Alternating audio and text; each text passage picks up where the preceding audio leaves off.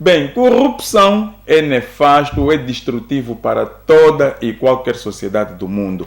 Mas para a África subsaariana é muito pior. É como um tumor maligno que cresce e no processo vai destruindo o tecido social das sociedades africanas. Como diz o professor Patrice Lumumba, corruption is destroying Africa. Sim, a corrupção está a destruir a África porque afeta de forma negativa e em grande escala tudo aquilo que é desenhado ou criado para combater a pobreza e estimular o bem-estar social. Neste momento, a corrupção é a maior ameaça ao muito almejado desenvolvimento de África. E para a pouca sorte dos angolanos, Angola não é a exceção da regra. Angola não é a exceção desta maldita corrupção que está a destruir a África. Muito pelo contrário. Segundo as principais agências de luta contra a corrupção, Angola é um dos países mais corruptos na face da terra. Segundo a Transparência Internacional, neste momento, Angola é o país mais corrupto da SADC, ou seja, da SADC. Não foi à toa, não foi por acaso, não foi por coincidência que, em várias ocasiões, o ex-presidente de Angola, o Sr. José Eduardo dos Santos, proferiu estas palavras. Caros camaradas, o fenômeno da corrupção é antigo. Nós próprios definimos em tempo oportuno a corrupção como sendo o segundo principal mal que afetava a nossa sociedade depois da guerra, tendo em conta alguns excessos praticados por agentes públicos e privados que obtinham de forma ilícita vantagens patrimoniais para si ou para terceiros em prejuízo do bem comum. O próprio José Eduardo dos Santos, o homem que conduziu os destinos de Angola por 38 anos consecutivos, com a sua própria boca, admitir que depois da guerra, o segundo maior mal que afetava Angola era a corrupção. Mas você sabe, eu também sei, a guerra terminou em 2002. Noutras palavras, nos últimos 16 anos, o maior mal que afeta Angola é a corrupção. Ou seja, a principal causa dos problemas dos angolanos é a corrupção. E vamos ser aqui honestos conosco mesmos. Nós, os angolanos, não somos muito bons, não somos muito famosos quando se trata de baixar a cabeça para reconhecer as nossas falhas, os nossos erros. E quando estamos diante de situações onde não nos resta outra solução senão dar a mão à palmatória, baixar a cabeça para aceitar as nossas falhas, as nossas fraquezas e até mesmo os nossos crimes, quero dizer que a situação atingiu proporções alarmantes. Se não, vejamos, de acordo com o último Índice de Percepção de Corrupção da Transparência Internacional, publicado em janeiro passado, no universo de 1 a 180, Angola coloca-se na triste e vergonhosa posição 167. E vale a pena aqui salientar que quanto mais alto ou maior for o número, mais o país corrupto, e é claro que quanto mais baixo ou menor for o número também, menos o país é corrupto. Um outro aspecto que a Transparência Internacional optou, um aspecto interessante para distinguir os países menos corruptos dos mais corruptos, é através das cores, nos mapas. No mapa, digo, por exemplo, quando você vê a cor amarela, amarelo significa que são países que têm muito pouca corrupção, que os níveis de corrupção são muito baixos, mas na medida que vai subindo do amarelo para o amarelo laranja, quer dizer que os níveis de corrupção são já assim um pouco mais altos. Depois do amarelo laranja passa para o laranja, do laranja vai ficando avermelhado gradualmente, quer dizer que estamos a chegar aos países mais corruptos, e quando passa do vermelho assim meio fraquinho e vai indo já para o vermelho carregado, aquilo que muita gente chama carmino, quando chega já para o vermelho carregado, quer dizer que é uma questão preocupante, é alarmante. Para nossa vergonha e para nossa preocupação, o mapa de Angola está pintado vergonhosamente desta cor, vermelho carregado, que significa grande corrupção. E agora aqui, falando da ligação entre a grande corrupção e o vermelho, o que é que você acha disto? Segundo a investigação de sábado, há fortunas angolanas escondidas em Portugal que levantam suspeitas atrás de suspeitas. As elevadas quantias na posse de figuras de destaque do regime angolano passaram, nos últimos anos, por bancos portugueses, num esquema que permitiu aos homens de maior confiança do ex-presidente José Eduardo dos Santos lavar dinheiro em Portugal. Mas vamos a números. De acordo com a revista Sábado, só o ex-vice-presidente de Angola, Manuel Vicente, recebeu 10 milhões por ano da Sonangol entre 2007 e 2010. A PJ calcula que Manuel Vicente tinha um património a rondar os 75 milhões de euros.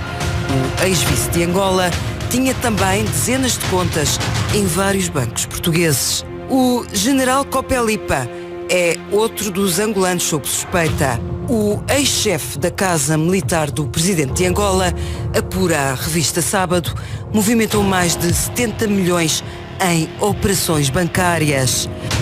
O general Leopoldino Nascimento será outro dos envolvidos no processo. De acordo com a investigação, Manuel Vicente, antigo líder da Sonangol, o general Copelipa, ex-chefe da Casa Militar de José Eduardo dos Santos, e o general Dino Nascimento, ex-consultor de Eduardo dos Santos, terão em conjunto desde 2010 um património superior a 228 milhões de euros. De acordo com a Sábado, parte desse dinheiro circulou por Portugal. Meu Deus, muito dinheiro. Acusações fortes, acusações gravíssimas. De recordar que o vermelho, este vermelho aí na cara destes senhores, na linguagem de corrupção, é sinônimo de grande corrupção. Países como Angola, onde a corrupção é endêmica, onde a corrupção é quase cultural, onde o mapa é escandalosamente pintado desta cor, dificilmente consegue-se atingir níveis de desenvolvimento social e econômico satisfatórios. As políticas públicas não têm o impacto que se espera na vida das pessoas, ou seja, o impacto na vida da população não é o desejável, porque os fundos destinados aos programas emanados destas mesmas políticas são geralmente mal intencionados, ou seja, são geralmente mal geridos e, por vezes, ou em muitas ocasiões, acabam nos bolsos ou nas contas bancárias dos corruptos. E isso traz muitos problemas. Um deles são as assimetrias sociais, como é no caso da Angola. Poucos com muitíssimo e muitos com quase nada. Enquanto uma clique, um grupozinho de pessoas, uma elitezinha, cheios de dinheiro, podres de dinheiro, cheios de privilégios, riquezas, a vasta maioria da população vive em condição de pobreza. Outros, que não são poucos, vivem mesmo em condição de miséria. Um outro problema que esta situação causa é o enfraquecimento e a descredibilidade das instituições do Estado. Os angolanos não acreditam nas instituições do seu país e os estrangeiros olham para as instituições do Estado angolano com certo cepticismo. Os angolanos, como disse, por vezes não acreditam nas suas instituições. A morte do funcionário da Procuradoria-Geral da República, segundo o vice-procurador Motalis, está associada a um traumatismo craniano provocado por uma colisão, como indicam os resultados preliminares da autópsia encomendada para dissipar as dúvidas, pondo de parte todas as versões da família e de outras fontes das redes sociais.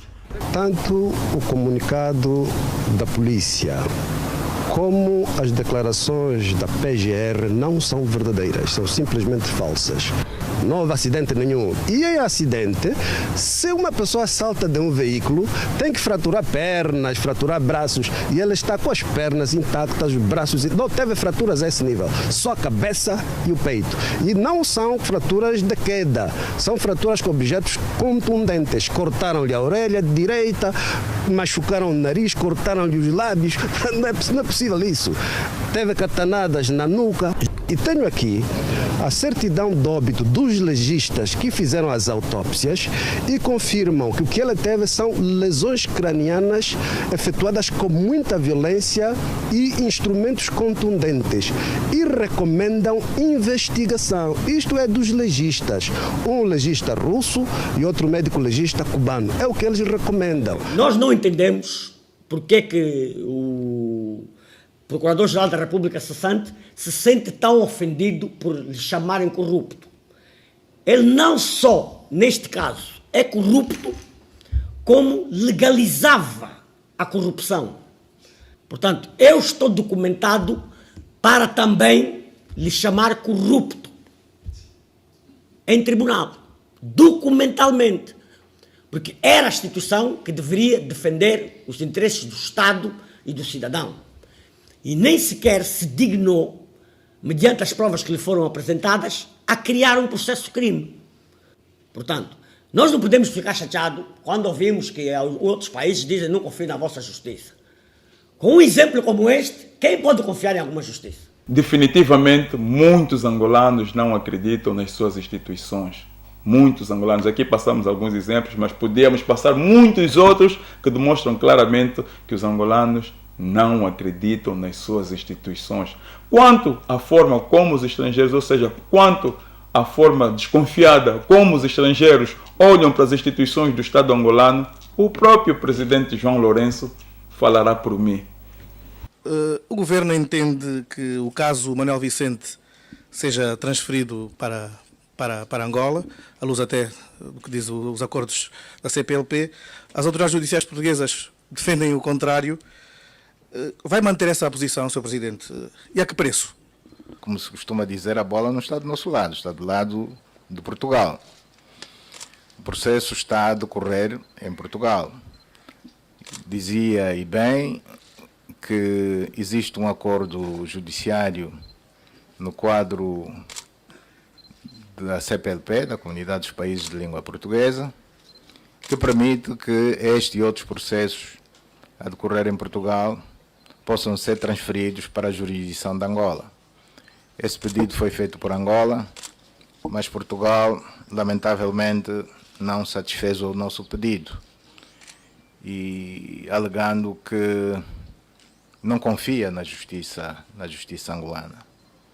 Portanto, nós consideramos isso uma ofensa, não aceitamos este tipo de tratamento e, por esta razão, mantemos a nossa posição e vamos aguardar pacientemente o desfecho deste caso em Portugal. Imagens que mostram o presidente de Angola claramente insatisfeito com a forma como as autoridades portuguesas estavam a lidar com o caso Manuel Vicente. João Lourenço manifesta claramente a sua insatisfação ao facto das autoridades portuguesas não confiarem na justiça angolana. Mas aqui dizem a bona da verdade que as autoridades portuguesas não são as únicas que olham para as instituições angolanas desta forma, com certa desconfiança. Como se diz em inglês, don't hate the player, hate the game. Recentemente, a nova embaixadora dos Estados Unidos da América em Angola, a senhora Nina Maria Fito, por ocasião da cerimônia de entrega das cartas credenciais, disse o seguinte, vale a pena aqui compartilhar consigo. Ela diz o seguinte, tudo depende do clima em Angola. A luta contra a corrupção e a adoção de medidas com mais transparência tem de ser uma realidade antes que os bancos americanos possam voltar ao país. Aqui, na minha interpretação, é uma advertência, ou seja, uma condição do banco, das autoridades americanas, do governo americano, no sentido de que ou os angolanos mudam o seu comportamento na forma, no que concerne a transparência, na forma como lidam com as finanças, ou vão continuar a chorar a falta de divisas no país. Se você não sabe, ou já se esqueceu, em 2015, a Reserva Federal Americana orientou o Banco Central Americano a suspender a venda de dólares a bancos sediados em Angola. Mas, para não ter que ser eu aqui a falar, vamos ver o que os jornais, o que os órgãos de informação publicaram relativamente a esta matéria. Vamos ver. Segundo aquilo que a Voz da América publicou, diz o seguinte, um artigo da Voz da América publicado em 9 de novembro de 2015, diz o seguinte: Banco Central Americano suspende a venda de divisas a bancos angolanos. Depois aqui vai, a Reserva Federal dos Estados Unidos suspendeu a venda de dólares a bancos sediados em Angola por sistemática violação às regras de regulação do setor e suspeita de que o país possa estar a financiar redes de terrorismo. Na base do corte, também terão estado práticas de branqueamento de capitais envolvendo somas anuais de milhões de dólares. Bem, está aqui, é a matéria publicada por vários órgãos de informação e isto até certo ponto desmistifica aquela antiga retórica ou aquela retórica convencional de que a falta de dólares em Angola deve-se pura e simplesmente à queda do preço do barril de petróleo nos mercados internacionais. Até certo ponto contribuiu, mas a falta de divisas em Angola deve-se principalmente a esta suspensão, deve-se principalmente ao facto da Reserva Federal Americana orientar o Banco Central Americano a suspender a venda de dólares a bancos sediados em Angola, como aqui diz no artigo, por sistemática violação às regras de regulação do setor. E acrescenta ainda por também suspeitas por suspeitas do país estar a financiar redes de terrorismo e ainda por práticas de branqueamento de capitais que envolvia somas anuais de milhões e milhões de dólares